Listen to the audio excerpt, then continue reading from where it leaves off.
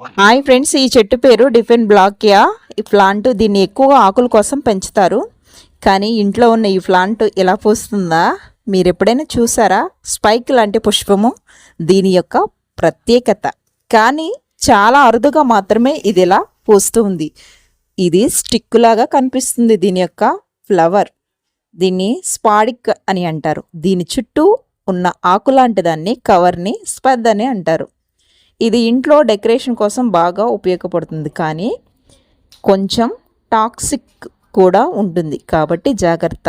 ఈ పువ్వు ఎప్పుడైనా పూసినప్పుడు దీంట్లో జెల్లు లాంటి ఒక పదార్థం ఉంటుంది, కాబట్టి పిల్లలు ఎప్పుడన్నా దీన్ని అంటుకున్నప్పుడు ఎలర్జీస్ వచ్చే అవకాశాలు చాలా ఎక్కువగా ఉంటాయి.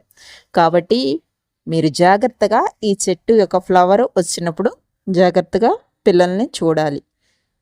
కానీ చూడటానికి ఈ ఫ్లవర్ చాలా అందంగా ఉంటుంది.